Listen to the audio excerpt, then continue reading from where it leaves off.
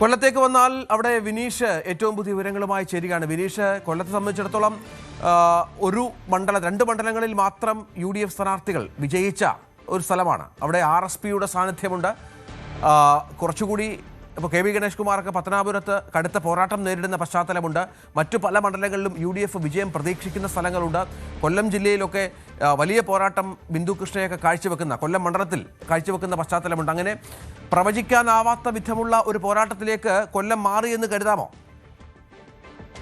തന്നെയാണ് ഇതിൽ പ്രധാനമായിട്ട് പറയാനുള്ള നമുക്കൊരു കാര്യമുണ്ട്. അതായത് കൊല്ലം പിടിച്ചാൽ നമുക്ക് ഭരണം പിടിക്കാം എന്നാണ് നേതൃത്വം വിലയിരുത്തുന്നത്. അപ്പോൾ അത്തരത്തിലുള്ള ഒരു നീക്കമാണ് 3 മുന്നണികളും മുന്നോട്ട് വെക്കുന്നത്. എങ്ങനെയും കൊല്ലം പിടിച്ചെടുക്കുക എന്ന് തന്നെയാണ് ലക്ഷ്യം. നമുക്കറിയാം 2016 വലിയൊരു ചരിത്രം സൃഷ്ടിച്ചാണ് LDF എല്ലാ മണ്ഡലങ്ങളും പിടിച്ചെടുത്തത്. നിലവിൽ 11 മണ്ഡലങ്ങളാണ് ജില്ലയിലുള്ളത്. പിന്നെ 2021 തെരഞ്ഞെടുപ്പ് വന്നപ്പോൾ ആ ചിത്രം മാറി. രഞ്ജിത്ത് സൂചിപ്പിച്ചതുപോലെ 2 മണ്ഡലങ്ങൾ, അതായത് കരുനാഗപ്പള്ളിയും കുണ്ട്രയും 2 മണ്ഡലങ്ങളിൽ UDF പിടിച്ചെടുത്ത സാഹചര്യമാണ് ഉള്ളത്.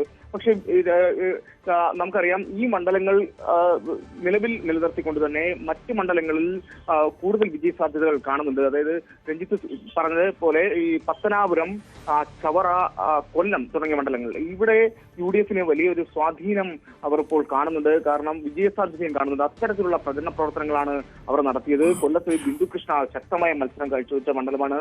അതുപോലെ തന്നെ ചവറ RSPയുടെ മണ്ഡലമാണ്. ഇടതിനോടും വലതിനോടും നിന്ന ഒരു മണ്ഡലമാണ്. RSP UDFിനോട് ചേർന്നപ്പോൾ തന്നെ ഷിബു ബേബി ജോണിനോടൊപ്പം നിന്ന മണ്ഡലമാണ്. അതുപോലെ തന്നെ അതിന് മുന്നേ ഇടതുപക്ഷത്തോട് നിന്ന സമയത്ത് തന്നെ ഷിബു ബേബി ജോണിനോട് നിന്ന മണ്ഡലം കൂടിയാണ്. അതുപോലെ തന്നെ ഈ പത്തനാപുരം സൂചിപ്പിച്ച പത്തനാപുരത്തേക്ക് വന്നു കഴിഞ്ഞാൽ അതിശക്തമായ പ്രചരണ പ്രവർത്തനങ്ങളാണ് അവിടെ നടന്നത്. കാരണം ഷാഫി പറമ്പിൽ വന്ന് പ്രചരണ പ്രവർത്തനങ്ങൾക്ക് നേതൃത്വം നൽകിയതോടെ യുവാക്കളുടെ ഇടയിൽ വലിയൊരു തരംഗം സൃഷ്ടിക്കാൻ സാധിച്ചിട്ടുണ്ടായിരുന്നു. ജ്യോതികുമാർ ചാമക്കാരേക്ക് അതിന് ബദലെന്നോണമാണ് കഴിഞ്ഞ ദിവസം റാപ്പർ വേടനെ ഇറക്കി KV ഗണേഷ് കുമാർ വലിയ പ്രചരണ പ്രവർത്തനങ്ങൾ നടത്തിയത്. ഇതെല്ലാം തന്നെ വോട്ടാക്കി മാറ്റാൻ സാധിക്കും. വലിയ ആത്മവിശ്വാസത്തിലേക്കാണ് നീങ്ങുന്നത്. അതുപോലെ തന്നെ ത്രികോണ മത്സരം, ശക്തമായ ത്രികോണ മത്സരം നടക്കുന്ന കൊട്ടാരക്കരയിലേക്ക് വന്നു കഴിഞ്ഞാൽ ധനമന്ത്രിയുടെ മണ്ഡലമാണ്.